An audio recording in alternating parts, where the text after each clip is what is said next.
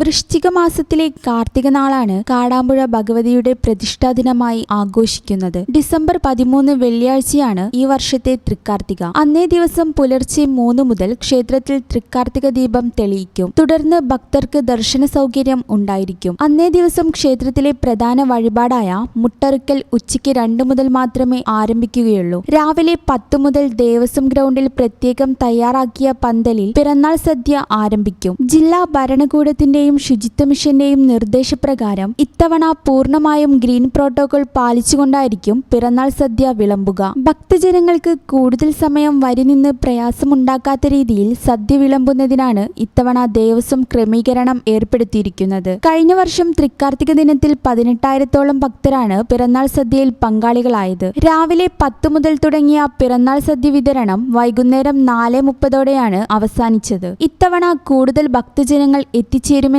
ദേവസ്വം പ്രതീക്ഷിക്കുന്നത്. ഇത് കണക്കിലെടുത്ത് കൂടുതൽ സമയം വരി നിന്ന് പ്രയാസപ്പെട്ട് പിറന്നാൾ സദ്യയിൽ പങ്കെടുക്കുന്ന ഭക്തരുടെ പ്രയാസം ദൂരീകരിക്കാൻ വേണ്ടി സദ്യ വിതരണത്തിൽ ദേവസ്വം ക്രമീകരണം ഏർപ്പെടുത്തിയിട്ടുണ്ട്. തൃക്കാർത്തിക മഹോത്സവത്തിന് തുടക്കം കുറിച്ചുകൊണ്ടുള്ള സാംസ്കാരിക സമ്മേളനം ഡിസംബർ 7 സംസ്ഥാന ദേവസ്വം മന്ത്രി VN വാസവനാണ് ഉദ്ഘാടനം ചെയ്തത്. ചടങ്ങിൽ Malabar Devaswom board president MR Murali അധ്യക്ഷനായിരുന്നു. ചടങ്ങിൽ വെച്ച് ദേവസ്വത്തിന്റെ 6ാമത് തൃക്കാർത്തിക പുരസ്കാരം സുപ്രസിദ്ധ ഗായിക KS ചിത്രയ്ക്ക് സമ്മാനിക്കുകയും ചെയ്തു. തുടർന്ന് എല്ലാ ദിവസവും പ്രശസ്ത കലാകാരന്മാർ അണിനിരക്കുന്ന സാംസ്കാരിക പരിപാടികൾ പ്രത്യേക വേദിയിൽ നടന്നുവരികയാണ്.